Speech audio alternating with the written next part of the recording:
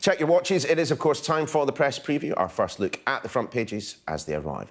Let's see what's making the headlines with the Daily Mirror's associate editor, Kevin Maguire, and the Telegraph's deputy comment editor, Annabel Denham. They will be with us from now until just before midnight. But before we turn to them, let's turn our attention to the front pages, and we begin with the Belfast Telegraph. It, of course, leading on the PSNI's chief constable being set to attend an emergency meeting of the Northern Ireland Policing Board following a data breach. Well, two now, in fact.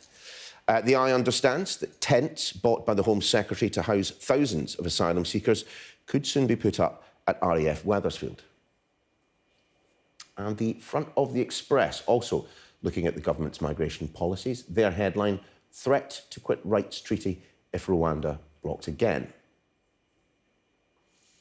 A different story for the Mail. They're taking a look at mortgage rates. Their headline, Have we finally turned the corner on mortgage misery? The cost of living crisis forcing the student COVID generation to live at home. That's the front of The Guardian. It's reporting that 1 in 3 school leavers may choose to study locally. According to the FT, Chinese technology firms are competing to buy $5 billion worth of high-performance computer chips that they believe will help them get ahead of the curve on artificial intelligence. And the Metro is reporting on comedian and presenter Hardeep Singh Kohli being arrested and charged with non-recent sexual offences. Just a reminder that by scanning the QR code you'll see on screen during the programme, you can check out the front pages whilst watching us discuss them. Technology, it's fantastic, isn't it? And we are joined tonight, as mentioned, by Kevin Maguire and Annabel Denham. Lovely to see you both. And I think an appropriate place to start this evening, Annabel, will be on the front of the Belfast Telegraph. We were covering this story last night when there was but one significant data breach. And perhaps I think I maybe misspoke. It appeared initially, because of the detail that was let out, not the addresses, but just some bare detail, that perhaps this wasn't incredibly serious. The fact the Chief Constable is running back to deal with this, I would suggest otherwise. That's absolutely right. It's hard to conceive of a more serious breach. And cover the Belfast Telegraph talking about the Chief Constable flying back into this storm today. I think there's going to be immense pressure on him and expectation that some heads are going to roll. But really, before we get to that stage, there are so many questions that need to be answered about how this information could possibly have found its way into the public domain. Who was in charge of it? Was this given to a junior member of staff? Why wasn't this data encrypted? You know, all of these sorts of questions that have to be asked in order that we can understand how we now find ourselves in a position where these police officers and their staff are finding themselves potentially in danger, greater danger. I mean, we've been speaking to the wife of one serving PSNI officer, and it's almost like we're going back to the dark days of the Troubles. They're looking underneath. They're looking underneath their car every morning. I mean, we shouldn't forget the fact, I mean, the terror threat over there is currently rated at severe. It's only a few months ago that an officer was maimed by dissident Republicans. The threat is still there and real. And, of course, the Freedom of Information request was for the number of officers in each rank. So you'd get a number of sergeants, a number of constables and so on. But somehow somebody has put the names and the initials and the ranks and the location of these officers. Now, if you've got an unusual name or initials, it's not going to be that hard to check you by cross-referencing the electoral register or telephone directories, which can be accessed online. So it's incredibly serious. And, yeah, I mean, Simon Byrne's got to come up with some answers. He's got to come up quick because his job is on the line as Chief Constable. I don't think there's any point sacking him if it wasn't him or the procedures were actually there and somehow somebody junior didn't follow them. But yeah, there's a talk of £100 million compensation now with legal claims. But more the point is fearing for your life, because there will be people who are undercover. They won't publicly tell their friends and associates. You might be from a community where you don't want to reveal you're a police officer. So it is just, it's as serious as it gets. I mean, in Northern Ireland, of course, as serious as it gets, but it does look like this came from a freedom of information request. Yeah, and on a number of occasions, I mean, both of you, so I'm sure at some point, will have messaged the government department and got back slightly more than you were expecting. But this is on an entirely different... No, completely. And as Annabel says, there's loads of questions have to be answered. You've got to stop it happening again, but you've got to understand how it happened and now how you deal with it, because some of the names are said to have already appeared on social media. And at the moment, we've just been told human error. Well, we're going to, I think, need quite a lot more detail than that. Yeah. You're right, it was a freedom of information request for some details on the complement and the numbers of each rank. But certainly they wouldn't have been expecting... No, I've seen parliamentary questions, written parliamentary questions, in a force. It's basically to see whether you've got too many people at the top and not enough constables, sergeants, detectives, whatever. So it's perfectly legitimate to ask and receive that information. What isn't legitimate at all is the names and the initials, the ranks and the location of individuals. Yeah, it'd be interesting to see what their internal investigation ultimately concludes. Kevin, you start us on this one, on the front of the eye. Conservative splits on the crackdown on migrants, perhaps, but there is this new tented camp that I'm sure will provoke just as much discussion as we have had around the barge. Yeah, it was reported about a fortnight ago that the Home Office was buying tents, and then they were said not to going to be used, but now a local forum near RAF Wethersfield in Essex has been told the tents may be put up. Now, one way it's how you deal with an influx of people and capacity. I don't think if tents were used in the summer for a short period of time, I don't think there's a huge moral principled objection to that. It's rather like the barge. If it's a short-term answer, but it's a sign, really. The Home Office is all over the place on this because as Lee Anderson, the Deputy Chair of the Conservative Party, said, they failed on this. They failed. He used a lot of his language, got a lot of attention, but what's more significant is the Deputy Chair of the Conservative Party said they have failed, and they have. And they're all over the place now in this question of pulling out of the European Convention on Human Rights if Rwanda is blocked. Well, Rwanda's been blocked not on European law, but so far the Court of Appeal has blocked it on UK law. I mean, Annabel, are you as surprised as I am that Lee Anderson hasn't had, even just a minor rap over the knuckles for what he has been saying? I can get why they may be rolled in behind the language, but to have the Deputy Chairman of the party stating explicitly that your migration policy has failed, was he still doing the Labour Chair of the Conservative Party?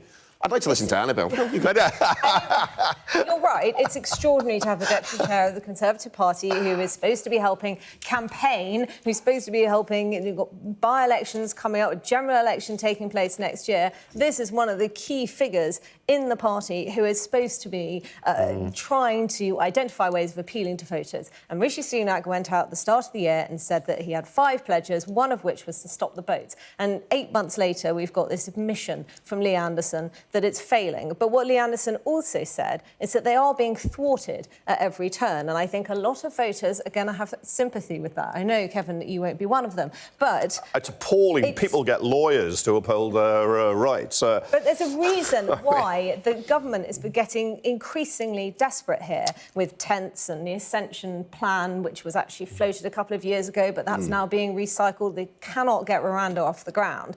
And that's because it's simply so difficult within the current parameters. Now, they've managed to get the illegal migration bill through. How they'll implement it, will they be able to implement it, is another question entirely. Like you say, the Court of Appeal have blocked Rwanda. They did appealing to the Supreme Court. Suella Braverman couldn't say the illegal migration bill is actually legal. I'm hoping that my director, Amy, can skip forward a story and we can kind of keep talking about the migration theme. On the front of The Guardian, of course, at least 41 feared dead in the Mediterranean again. And the figures since 2014, I think, are approaching 30,000 people that we know of that have died in the Mediterranean. I mean, the simple truth isn't the simple truth that no matter what we do, there are still going to be people who are prepared to risk their lives, as they were doing crossing the Mediterranean, as they're doing every time they cross the Channel. There will always be people who are willing to risk their lives to get to this country. That's right. And until that stops, then we're not going to be able to end the human trafficking trade. Not going to, until we can stop people from coming here, until we can have some kind of effective deterrence, then we're not going to be able to clamp down on the trade. And unfortunately, this is just going to keep happening. Now, a lot of these people... What is the deterrent, though? But what is the deterrent when these people clearly know that others have died making this journey, and they still do it? I really struggle when people talk about there being some magical deterrent out there that we just haven't yet identified, because what would deter someone who willingly risks their life? Well, you somehow have to try, what's the push factor? There's a pull factor. You want to come to make a better life. People come to work. They want to improve themselves. But why are they leaving their countries now? Whether it's war, or whether it's famine, drought, environmental catastrophes, or hardship, they're leaving for better lives. Now, you could make life better for them. We have cut the international aid budget by about $4 billion, but I think that's it. And, it's rather like the climate emergency coming in and patterns. If more people are going to face drought and famine, there's going to be bigger movement of people. So I think, we get very few people coming to Britain compared to the rest of the world. Most people go to neighbouring countries. It's noticeable if you're living in the parts of the country where they arrive. Yeah, but very, very few. Just getting some perspective, you're quite right. If you live in Dover, you'll notice a lot of people coming in. You won't notice it elsewhere. But still, in Britain, we get a small number. But nevertheless, it's got to be dealt with. And I think people will keep on coming and risking their lives if they're facing incredible hardship or terror. Annabel. No, and I think that's right. The deterrence really is to tell these asylum seekers they need to get to Britain through safe and legal routes, and the government has clearly got to address what those are and what they look like. And if you don't, then you get sent either back to the country that you originated from, or you'll be sent to Rwanda or possibly Ascension if they're able to get that plan off the ground, and I have my doubts. But until that is made clear, then of course people aren't going to stop coming here. And the Home Office have warned that there could be 100 million people across the country. I think Rwanda's immoral as well as impractical. I think it's about 500 people, the capacity, so it wouldn't really be that big a deterrent. But I think you've got to stop people wanting to leave their homes in their countries for whatever reason. Let's have a look. Not easy, I know. Yeah, incredibly difficult, of course. Let's have a look at the front of the Daily Mail. And Annabel, according to the headline, some fantastic news. Although you scroll down a little bit and you remember that mortgage rates are the highest they've been in absolutely ages. People's bills are through the roof. Yet we may have turned the corner, but we're still pretty much in the bad neighbourhood when it comes to mortgages, aren't we? That's right. We've got a long, long way to go. Of course, the Bank of England recently raised interest rates to 5.25%. That was its 14th consecutive rise since December 2021. It's really struggled to get inflation down. There were fears that it was embedded in the British economy, but the latest set of data showed it had been reduced from, I think, 8.7% to 7.9%. So it does, as you say, feel as though we've turned a corner, and this is in some ways a response to that. It's the expectation now, at last, that inflation is going to come down. And that's what's been so difficult for the Bank of England, is trying to restore its credibility and convince people that it has got this under control. They've got a way to go, haven't they? Well, they do, but nonetheless, as you say, it feels as though they have ever so slightly managed to begin to turn the oil tanker around. I think all that's missing in this propaganda on front of the Daily Mail is saying it's green shoots, which we used to hear all the time before. But let's not be entirely cynical here. 4 of Britain's largest lenders are cutting the rates. There are a lot of people whose mortgages are renewal. All right. You say that. Let's have a look. Halifax is cutting the rate. You're right to 5.28. Was it probably was it 2%? Nope. Not very long ago. I get it. And you've got to have 40% equity. So there we are. I mean, all I'm saying is I'm very much glass half full. Rah, go Britain. But also, we did need to have a massive correction. Ever since the global financial crisis, we had ultra-low interest rates, and that had all sorts of perverse consequences. It led to asset bubbles. Look at what's happened in the housing market. People aren't able to get on the housing ladder. It deterred people from saving. And ultimately, we needed to have a massive correction, and it was always going to be painful. And that's what we're experiencing now. And I think the hope has to be that this is the beginning of, as you say, some green shoots, some good news. Don't use the term. They never germinate, green shoots. No. Glass half empty, glass half full. I'm sticking there. Kevin, Annabel, pause there just for a second, because after the break, we are going to be taking a look at this story, how the so-called COVID generation of students is coping with the cost of living crisis. We'll be right back.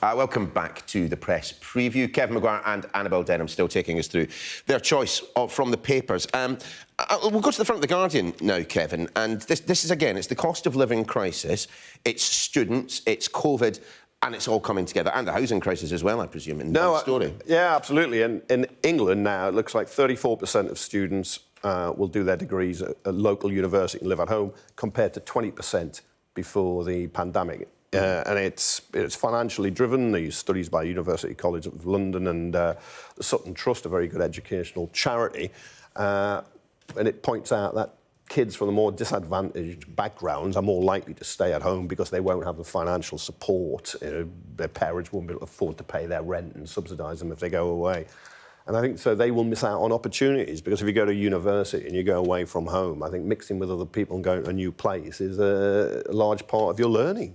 That said, you know, my dad, my mum, both went to the University of Glasgow whilst living in Glasgow, and both did rather well. Interesting. There's a different tradition in Scotland, isn't there? And I think there's been more of a tradition of going to your local university in Scotland. And in Europe, I think more than a third of students live with their parents while they're studying. And it's not just I feel sadness reading this story for a number of reasons, but one of them is, it's the independence, but it's also the fact that children from disadvantaged families may not be able to go to better universities where the courses might be more attractive, where it could lead to them having more sort of valuable careers prosperous and lifetime earnings and all these sorts of things that could be affected by the decisions that they make when they're 17 or 18. My hope is that this is a survey at this stage, so, perhaps we've got some stated versus revealed preferences. You may find that come September, more than... The House of Commons library figures, which the SNP asked for, I saw Sky reported them, showed that the average student debt after 3 years in England is 45,000. In Scotland, it was a third of that, 15,000, because, of course, you don't pay fees in and you've got Scotland. As well, yeah. So that 45,000, you could see, if you're from a low-income family, you're going to be frightened by that amount of debt. And I know you don't start repaying it until you earn over 20,000. But it's enough to put you off. Yeah, and the interest rates are enormous now. It's RPI plus whatever percent it is. No, it's a huge amount of money. And, of course, it's coming at a time when the Tories are questioning whether we do need half of young people going to university. The value, of course, is Rishi Sunak writing a few weeks ago about Mickey Mouse degrees. And perhaps this is going to force more... That's Rishi Sunak, who went to a lot of universities, and I've no doubt he'll have his own kids go to university. Yeah, I do want to squeeze in one last story, though. Page 3 of the Metro. It's all involving Prince Harry and the internet. Not his browser history, but instead that he's been removed from the royal website a little bit. Yes, he has, exactly. So HRH has now been removed from the royal family's official website. It's just another blow, isn't it, to Prince Harry? He's had the humiliation of the Spotify deal falling through, a lot of eyebrows raised over that Netflix deal that they seem to have just secured. There are all sorts of rumours swirling about him and Meghan over in California. And, one has to wonder what the future is for Prince Harry. Professionally, that is, because he's surely aired all of his dirty laundry now. He had his book, which I think is falling down the book charts now. They've done the Netflix series. What else are they possibly able to squeeze out of... As a Republican, I would like to thank him for everything he's done for the royal family. Come on, you must have some residual sympathy for the way in which Harry and Meghan were treated by aspects of the press in this country. Oh, yeah, and their own family, yeah. I don't think they behave particularly well at times themselves. I think if you get on a private jet and being an eco-warrior, I can see a contradiction there. That may be Possibly, just a wee one, yeah. I would have quite liked him to renounce the Prince title as well. Don't call me Prince, and I won't be a Duke either. And good luck to him, then. He can make their way and have a nice new life. Well, let us see what comes next for Harry and Meghan. I'm sure it will be reported in full across every single one of the papers in this country. Kevin, Annabel, thank you so much.